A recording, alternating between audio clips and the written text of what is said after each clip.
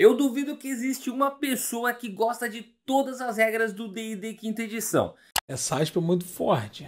É muito difícil de você rebater uma aspa dessa. E é por isso que muitas vezes a gente acaba fazendo certas adaptações para deixar o jogo mais gostoso para nossa mesa e para o nosso mestre. E é o que o pessoal comumente chama de regras da casa. São pequenas adaptações que a gente faz para deixar o jogo muito mais emocionante e mais agradável para todo mundo.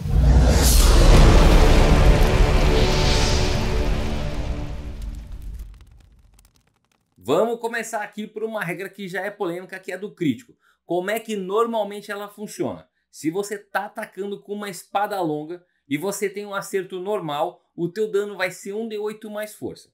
Se você fez um crítico, o teu dano vai ser 1d8 mais força mais 1d8. Sempre que a gente critar, a gente vai colocar mais um dado ao dano. O que acontece algumas das vezes é que quando a gente joga esse dado adicional junto com o nosso dado tradicional, a gente não consegue um resultado muito alto. E muitas vezes o crítico acaba saindo com um valor total de dano que é abaixo do que a gente fez em outras rodadas quando o nosso dano era normal.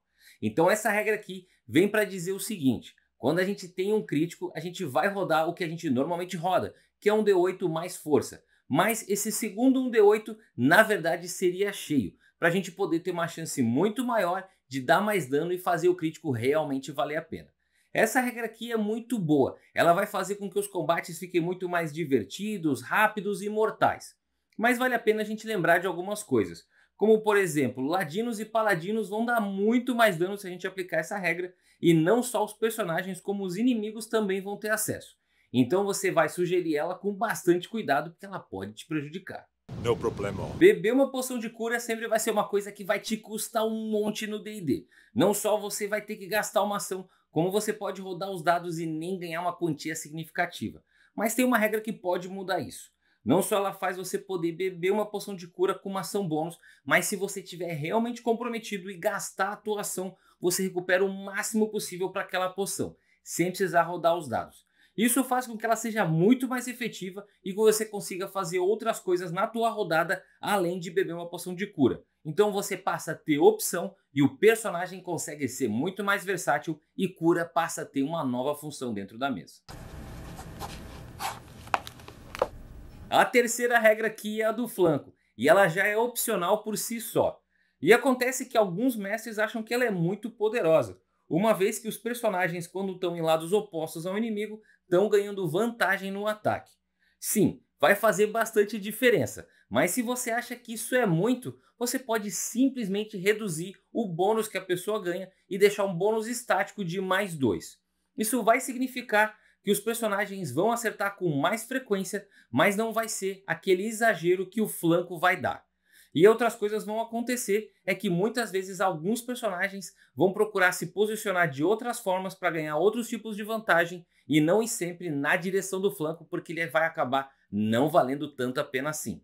Mas tem uma classe que sai muito beneficiada dessa estratégia aqui, que é o Bárbaro, porque como ele ataca de forma descuidada, eles têm sempre vantagem, ele poderia aqui ganhar vantagem e ainda assim um mais 2. Então essa regra aqui torna os bárbaros muito mais mortais. Muito bom. Ninguém gosta de fazer salvaguarda de morte, mas com magias como palavra curativa, bom fruto e poções de cura, parece que não tem muito sentido a gente se preocupar em ganhar um monte de ponto de vida depois que a gente vai a 0. Mas tem uma forma que a gente pode mudar as coisas para deixar a galera muito mais preocupada.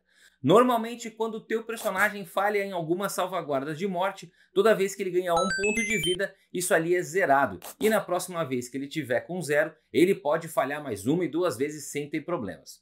A regra opcional vai mudar isso um pouquinho. E quando você falha numa salvaguarda de morte, ela só vai ser zerada de novo quando você fizer um descanso longo. Isso significa, se você já tiver uma falha numa salvaguarda de morte e ficar a 0 de novo, você vai ter que ter 3 sucessos na salvaguarda antes de você ter 2 falhas para poder estabilizar o teu personagem.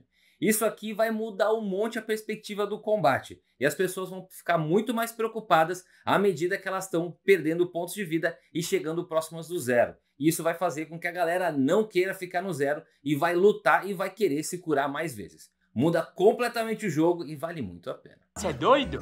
Pirulei? Se tem uma coisa aqui que me incomoda é quando um crítico não é um crítico. E no D&D vão ter duas situações que isso vai acontecer. Uma delas é no teste de perícia. Toda vez que a dificuldade for 20 ou mais, num atributo que você tem penalidade, não existe possibilidade de você passar. Você pode tirar 20 e nada vai acontecer. Porque não existe crítico em teste de perícia. Ih, rapaz. Outro teste aqui que vai sofrer da mesma coisa vai ser a salvaguarda. Vamos dizer que você está tentando fazer uma salvaguarda de carisma e o teu personagem é um bárbaro com carisma 8. Isso significa que tens uma penalidade de -1 e não existe possibilidade de você passar nessa salvaguarda, porque o máximo que você consegue tirar é 19. Mas se a gente mudar uma parte bem simplesinha dessa regra aqui e dizer que todo 20 vai ser um crítico mesmo quando for em teste de perícia ou em teste de salvaguarda, a gente pode fazer com que essas duas situações se tornem muito mais épicas.